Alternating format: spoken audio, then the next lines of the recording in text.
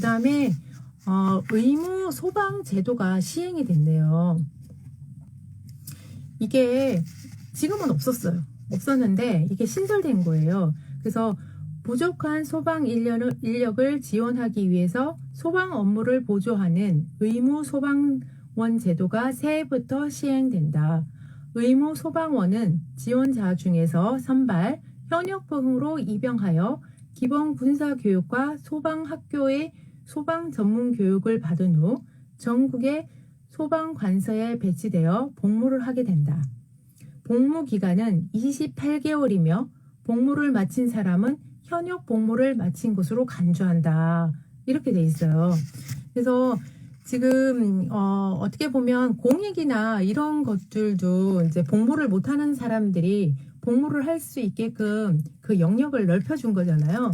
넓혀준 건데 이게 이제 의무 소방 제도 같은 경우는 이 불을 꺼야 되는데 실질적으로 소방관이 다 할 수는 없거든요. 그러면 거기에 이제 우리나라의 병력의 의무를 가지고 있는 사람들 중에 본인들이 그런 거에 관심 있는 사람들은 지원을 할 수 있겠죠. 그래서 지금은 신설이 된 거예요. 이거 같은 경우는 어떻게 보면 이 소방 시험을 보려고 하시는 분한테는 제가 봤을 때 괜찮은 제도가 아닐까라는 생각이 들어요.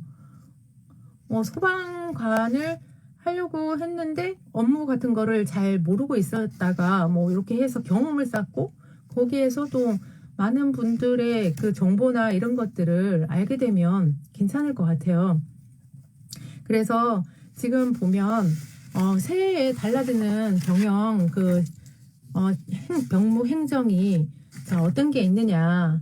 자 면제 판정이 2심제로 도입이 되고 시행이 됐다. 그러니까 기존에는 1심 제도를 했던 거를 2심으로 바꿨고 그리고 첨단 기계와 그 다음에 의사진들을 최고의 전문 인력으로 놔둬서 이게 병역 판정에 면제를 받는 사람들의 그 부분들을 정확하게 다시 한번 보겠다는 얘기예요. 그래서 그렇게 바뀌었고요. 그 다음에 두 번째는 시, 군, 구 의무위원 제도가 폐지가 됐는데 요거 아까 제가 중간에 안 읽어드린 것 같아요. 시군 구의 병무 위임 제도 폐지. 그동안 병무 행정의 일부를 읍면동 시군에 위임하여 처리하였으나 지난 99년 7월 1일 읍면동 병무 위임 제도 폐지에 이어 새해 7월 1일부터는 시군구 병무 위임 제도가 폐지하게 되며 지방병무청에서 모든 병무 업무를 처리하게 된다. 이에 따라 시군구 병무 직원 1280명이 감축되고 연간 372억 원의 예산이 절감되며 업무의 효율성을 제고하게 된다.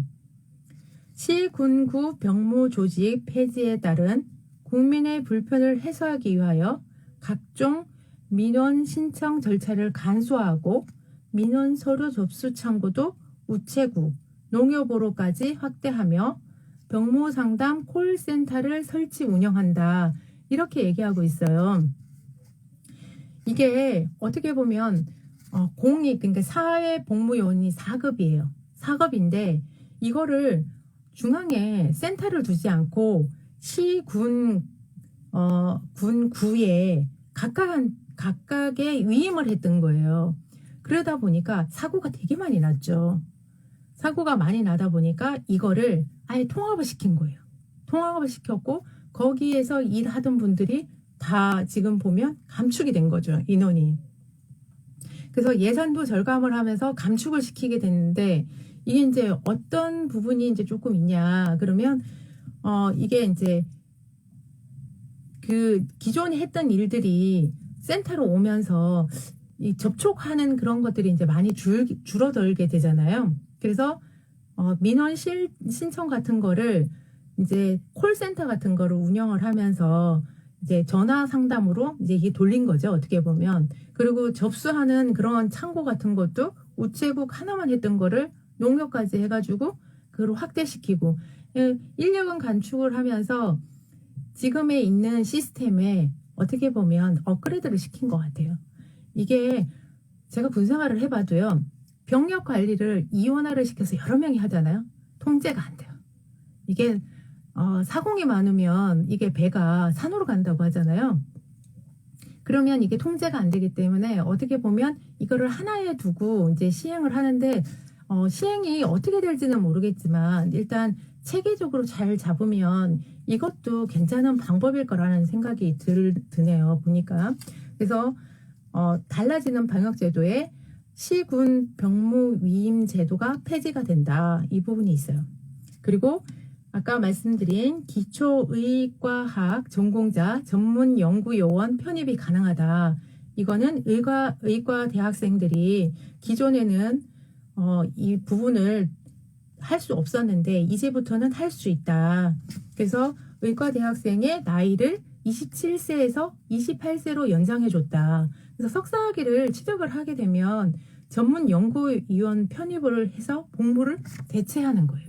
그러니까 이게 되게 잘 된 거죠. 제가 봤을 때 참 잘 됐다고 생각하거든요. 그래서 이게는 좀 희소식이에요. 의과 대학생들한테는. 그리고 사이버대의 재학생들한테 이제 동등한 학력을 인정하겠다는 거예요. 그래서 나라에서 인정한 대학교 2년제, 4년제 이런 학교에 다니는 사람들은 기존에 지금 오프라인으로 다니는 그런 학교와 동등하게 입영을 연기해 주겠다는 얘기예요. 그래서 그런 것도 바뀌었고요. 그 다음에 국외 이주 사유로 복무 단축된 사람 중에 외국으로 가겠다고 해놓고는 가지 않는 사람들, 이런 사람들한테 재복무 연장 상향 조정이 일어난 거죠. 그래서 기존에는 32세까지의 그 기간 나이를 그 제한을 두다 보니까 32세가 지나고 난 다음에 취업을 하는 거예요. 그래서 그런 것들을 막기 위해서 35세로 이게 상향 조정이 됐어요. 그래서 우리나라의 복무의 형태가 이제 점점 더 의무 복무를 하지 않으면 안 되게끔 시스템을 정비하고 있는 거예요. 이거 말고도 제가 알기로는 지금 많이 정비하고 있는 걸로 알고 있어요. 왜냐면 지금 외국에 공부하러 나간 학생들이 되게 많잖아요. 이 많은 학생들이요, 군 복무를 하지 않기 위해서 한국을 안 들어오는 거예요. 한국을 안 들어오고 이게 35세 이상이 되면 이게 면제가 돼요. 그러니까 계속 연기를 하는 거예요. 한국은 안 들어오고 계속 연기를 하고 35세 이후가 돼가지고 들어와서 사회활동을 하는 거예요. 그래서 이것도 아마 제가 알기로는 국회에 발의가 된 걸로 알고 있어요. 그래서 복무를 하지 않고 35세 이후에 한국에 와서 사회적으로 뭔가 돈을 버는 거에 대해서 제재를 하려고 하고 있는 것 같아요. 제가 봐도 이거는 조금 잘못된 거죠. 왜냐하면 누군가는 나라를 지키기 위해서 그 기간 동안 헌신의 그 본인의 그런 것들을 다 바쳐서 일을 했는데, 나라를 위해서 누군가는 외국에서 자기의 개인 생활을 하면서 돈을 벌고 재능을 어떻게 보면 더 경험을 쌓고 이런 활동을 하다가 와가지고는 그 기간이 복무 기간이 지났다고 해서 돈을 다시 번다는 게 수익이 또 달라지잖아요. 그렇게 하게 되면 소득 자체가 다르단 말이에요. 그래서 그거를 아마 제한을 하려고 제가 저번에 뉴스를 본 것 같아요. 그 안을 발의했다는 얘기를 본 것 같아요. 그래서 그 얘기를 하는 그런 것들도 있고요. 그 다음에 지원병, 입영 후 기가 처리 절차에 대한 개선, 이거 이제 말씀드렸죠. 아까 육군훈련소를 갔다가 신체적인 부분에 문제가 생겨서 다시 집에 오게 되면 이거를 진병 기가자의 병역 처리 기준을 준용해가지고 신체 등급에 따라서 병역 처분을 변경한다는 거예요. 그래서 이 이제 그쪽에서 뭐 4급이 나올 수도 있고 뭐 기타 그런 것들이 나오면 그게 맞게끔 이제 처리를 하겠죠. 근데 될 수 있으면 군대를 들어가기 전에 미리 아픈 부분은 좀 치료하고 들어가는 게 좋다. 웬만해가지고는 면제 판정이 잘 안 나요. 그래서 보통 어떻게 하면 면제할 수 있을까요? 라고 저한테 많이 물어보세요. DM으로 좀 많이 오거든요.